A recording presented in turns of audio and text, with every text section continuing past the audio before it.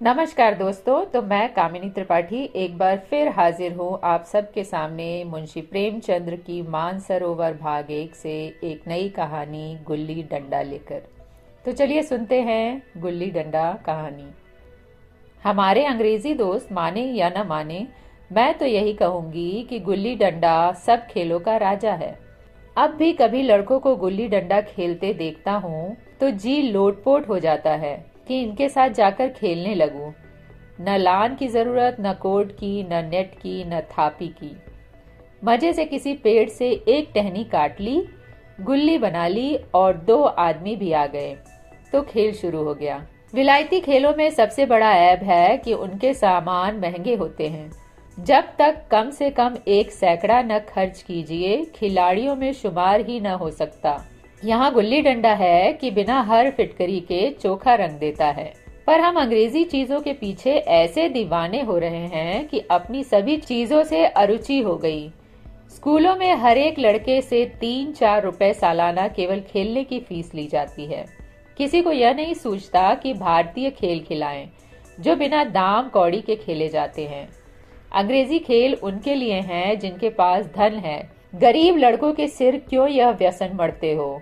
ठीक है, गुल्ली से आंख फूट जाने का भय रहता है, तो क्या क्रिकेट से सिर फूट जाने, तिल्ली फट जाने, टांग टूट जाने का भय नहीं रहता? अगर हमारे माथे में गुल्ली का दाग आज तक बना हुआ है तो हमारे कई दोस्त ऐसे भी हैं जो थापी की बैसाखी से बदल बैठे हैं। यह अपनी अपनी रुचि है। मुझे गुल्ली ही सब खेलों से अच्छी लगती है और बचपन की मीठी स्मृतियों में गुल्ली ही सबसे मीठी है। वह प्रातः काल घर से निकल जाना, वह पेड़ पर चढ़कर टहनियां काटना और गुल्ली डंडे बनाना, वह उत्साह, वह लगन, वह खिलाड़ियों के जमघट, वह पदना और पदाना, वह लड़ाई झगड़े, वह सरल स्वभाव जिससे छूत अछूत, अमीर गरीब का बिल्कुल भेद न रहता था, जिसमें अमीराना चोचलों की प्रदर्शन की, अभिमान की गुंजाइश ही न थी। यह उसी वक्त भूलेगा जब घर वाले बिगड़ रहे हैं, पिताजी चौके पर बैठे वेग से रोटियों पर अपना क्रोध उतार रहे हैं, अम्मा की दौड़ केवल द्वार तक है, लेकिन उनकी विचारधारा में मेरा अंधकारमय भविष्य टूटी हुई नौका की तरह डगमगा रहा है और मैं हूँ कि पदाने में मस्त हूँ। न नहाने की सुधि है न खाने की।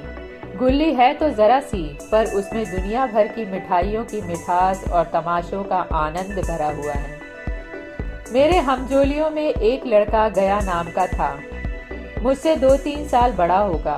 दुबला लंबा, बंदरों की सी लंबी लंबी पतली पतली उंगलियां, बंदरों की सी ही चपलता, वही झल्लाहट। गुल्ली कैसी ही हो, उस पर इस तरह लपकता था जैसे छिपकली कीड़ों पर लपकती है।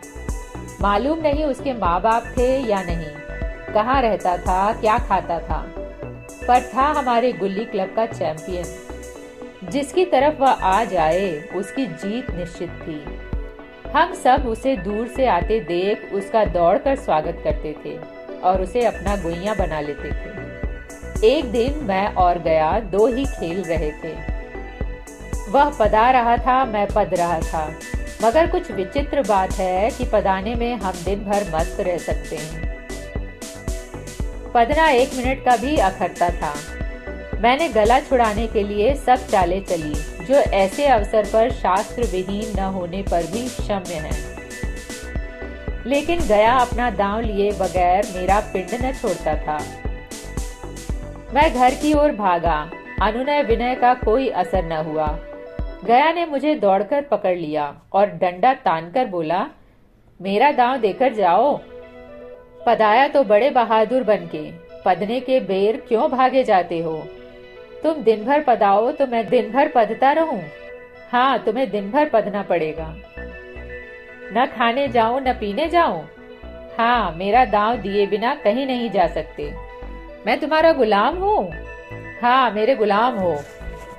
मैं घर जाता हूँ, देखूं मेरा क्या कर लेते हो। घर कैसे जाओगे? कोई दिल लगी है? दांव दिया है, दांव लेंगे। अच्छा, कल मैंने अमरूद खिलाया था, वह लौटा दो। वह तो पेट में चला गया। निकालो पेट से, तुमने क्यों खाया मेरा अमरूद? अमरूद तुमने दिया तब मैंने खाया, मैं तुमसे मांगने न गया था। जब तक मेरा अमरूद न दोगे मैं दाम न दूंगा। मैं समझता था न्याय मेरी ओर है, आखिर मैंने किसी स्वार्थ से ही उसे अमरूद खिलाया होगा। कौन निस्वार्थ किसी के साथ सलूक करता है? भिक्षा तक तो स्वार्थ के लिए ही देते हैं। जब गया ने अमरूद खाया तो फिर उसे मुझसे दांव लेने का क्या अधिकार है? रिश्वत देकर तो लोग खून पचा जाते हैं। यह मेरा अमरूद यूं ही हजम कर जाएगा? अमरूद पैसे के 5 वाले थे, जो गया के बाप को भी नसीब न होंगे। यह सरासर अन्याय था। गया ने मुझे अपनी ओर खींचते हुए कहा, मेरा दांव देकर जाओ। अमरूद समरूद मैं नहीं जानता, मुझे न्याय का बल था। वह अन्याय पर डटा हुआ था। मैं हाथ छुड़ाकर भागना चाहता था, वह मुझे जाने न देता। मैंने उसे गाली दी, उसने उससे कड़ी गाली दी, और गाली ही नहीं, एक चांटा जमा दिया। मैंने उसे दांत काट लिया, उसने मेरी पीठ पर डंडा जमा दिया। मैं रोने लगा। गया मेरे इस अस्त्र का मुकाबला न कर सका, भागा। मैंने तुरंत आंसू पोंछ डाले, डंडे की चोट भूल गया और हंसता हुआ घर जा पहुंचा। मैं थानेदार का लड़का एक नीच जात के लौंडे के हाथों पिट गया। यह मुझे उस समय भी अपमानजनक मालूम हुआ, लेकिन घर में किसी से शिकायत न की। उन्हीं दिनों पिताजी का वहां से तबादला हो गया। नई दुनिया देखने की खुशी में ऐसा फूला कि अपने हमजोलियों से बिछुड़ जाने का बिल्कुल दुख न हुआ। पिताजी दुखी थे, यह बड़ी आमदनी की जगह थी। अम्मा जी भी दुखी थी। यहाँ सब चीज सस्ती थी और मोहल्ले की स्त्रियों से घराव सा हो गया था, लेकिन मारे खुशी के फूला न समाता था। लड़कों से जीट उड़ा रहा था। वहाँ ऐसे घर थोड़े ही होते हैं, ऐसे ऐसे ऊंचे घर कि आसमान से बातें करते हैं। वहाँ के अंग्रेजी स्कूल में कोई मास्टर लड़कों को पीटे तो उसे जेहल हो जाए। मेरे मित्रों की फैली हुई आंखें और चकित मुद्रा बतला रही थी कि मैं उनकी निगाह में कितना ऊंचा उठ गया हूँ। बच्चों में मिथ्या को सत्य बना लेने की वह शक्ति है जिसे हम, जो सत्य को मिथ्या बना लेते हैं, क्या समझेंगे।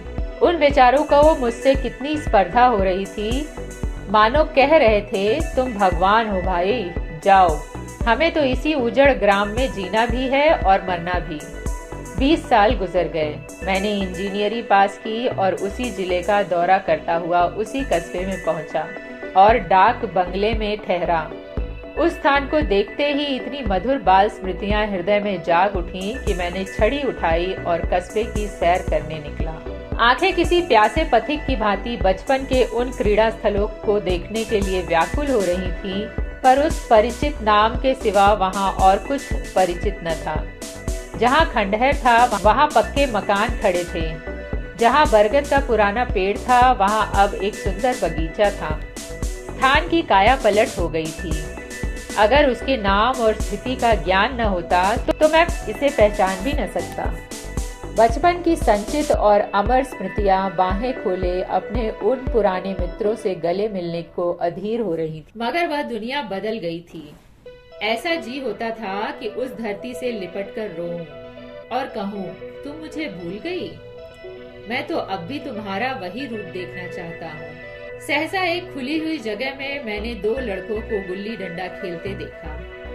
एक क्षण के लिए अपने को बिल्कुल भूल गया कि मैं एक ऊंचा अफसर हूँ, साहबी ठाट में, रोब और अधिकार के आवरण में। जाकर एक लड़के से पूछा, क्यों बेटे, यहाँ कोई गया नाम का आदमी रहता है?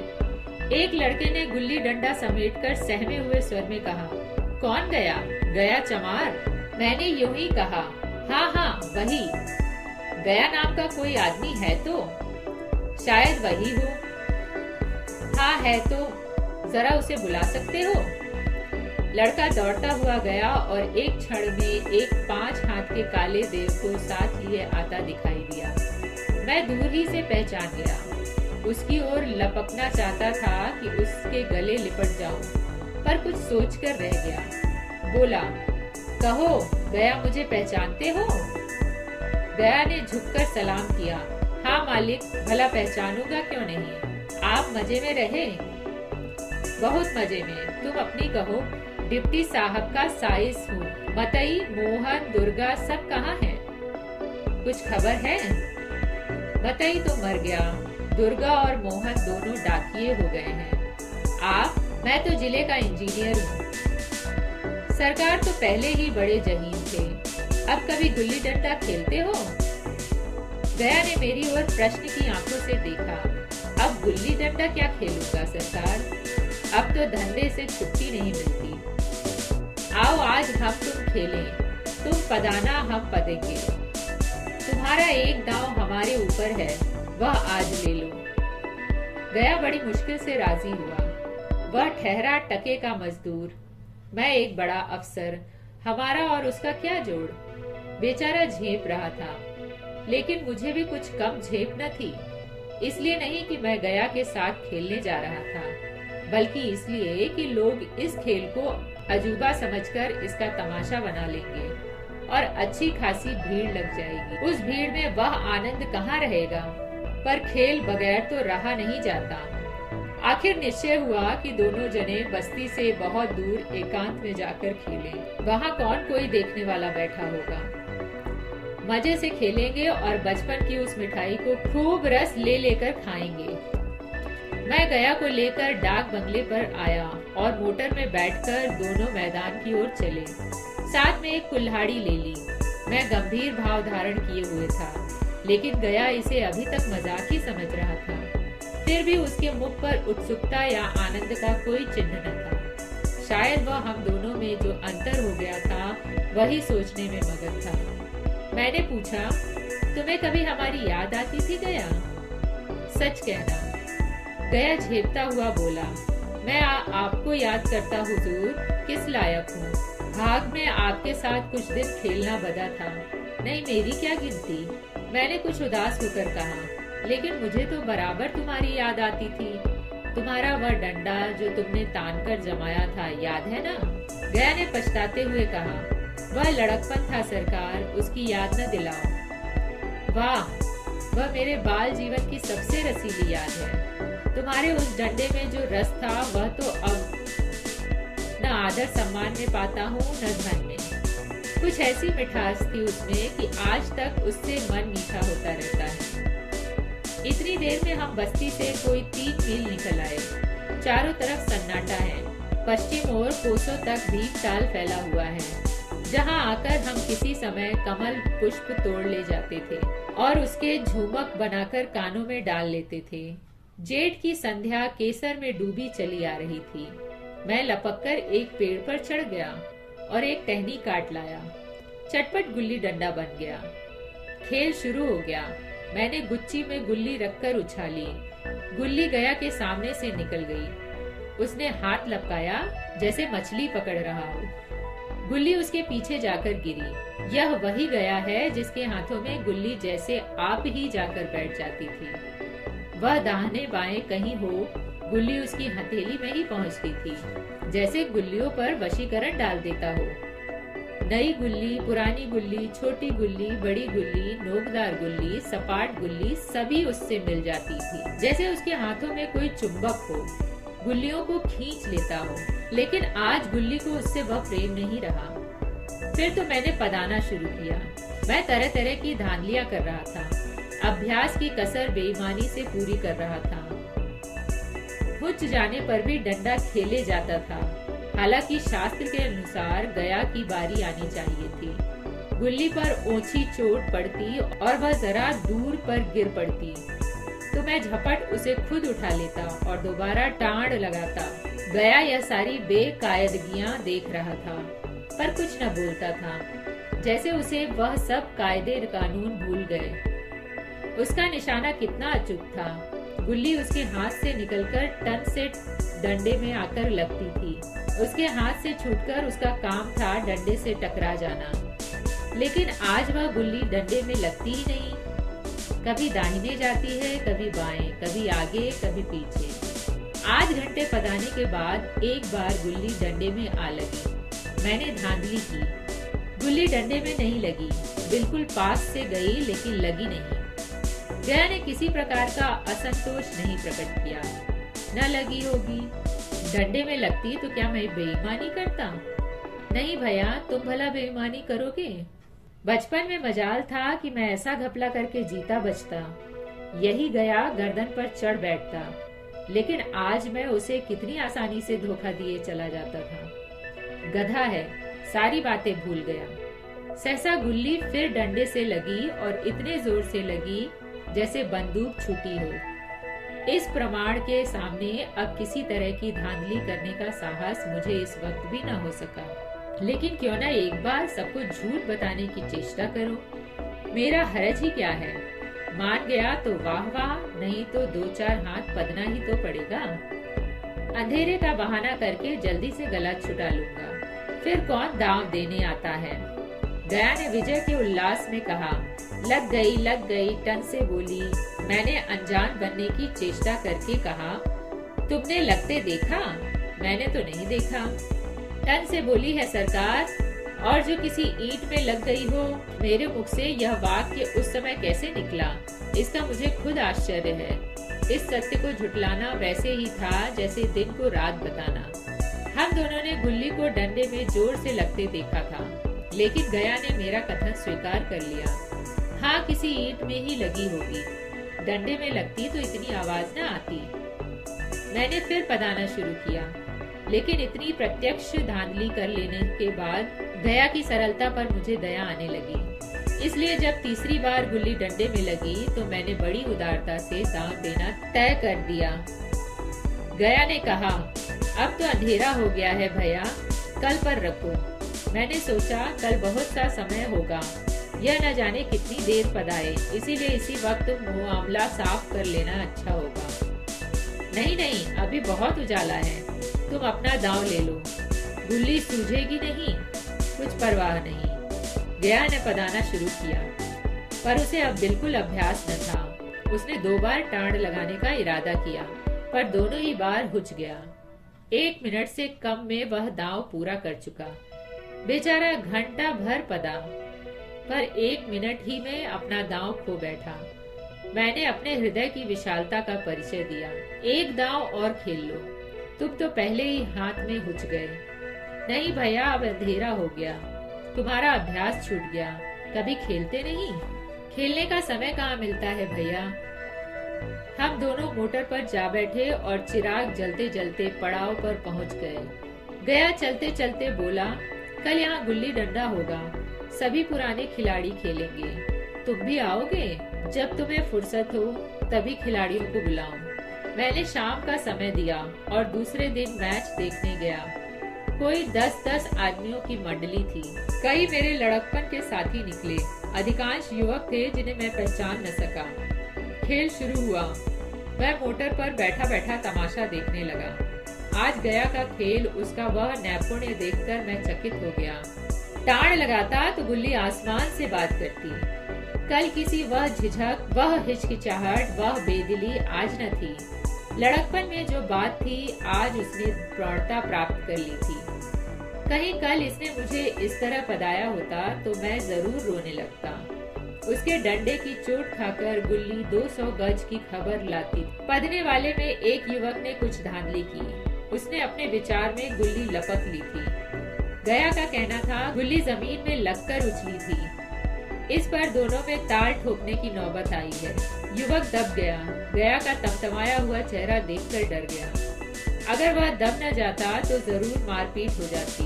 मैं खेल में न था, पर दूसरों के इस खेल से मुझे वही लड़कपन का आनंद आ रहा था जब हम सब कुछ भूलकर खेल में मस्त हो जाते थे। अब मुझे मालूम हुआ कि कल गया ने मेरे साथ खेला नहीं, केवल खेलने का बहाना किया। उसने मुझे दया का पात्र समझा। मैंने धांधली की, बेईमानी की, पर उसे जरा भी क्रोध न आया, इसीलिए कि वह खेल न रहा था, वह मुझे खिला रहा था, मेरा मन रख रहा था। वह मुझे पदाकर मेरा कचूमर नहीं निकालना चाहता था। मैं अब अफसर हूँ। वह अफसरी मेरे और उसके बीच में दीवार बन गई है। मैं अब उसका लिहाज पा सकता हूँ, अदब पा सकता हूँ, साहचर्य नहीं पा सकता। लड़कपन था तब मैं उसका समकक्ष था। हम में कोई भेद न था। यह पद पाकर अब मैं केवल उसकी दया के योग्य हूँ। वह मुझे अपना जोड़ नहीं समझता। वह बड़ा हो गया है, मैं छोटा हो गया हूँ। तो आप सभी सुन रहे थे गुल्ली डंडा कहानी। अगर आप सभी को मेरी यानी कामिनी त्रिपाठी की आवाज में कहानी सुनना अच्छा लगता है तो प्लीज मेरे चैनल लाइक, शेयर और सब्सक्राइब कीजिए और बेल आइकन को जरूर हिट करिए, जिससे आगे आने वाली कहानियाँ आप समय पर सुन सकें। तो जल्दी मिलते हैं एक नई कहानी के साथ। तब तक के लिए धन्यवाद।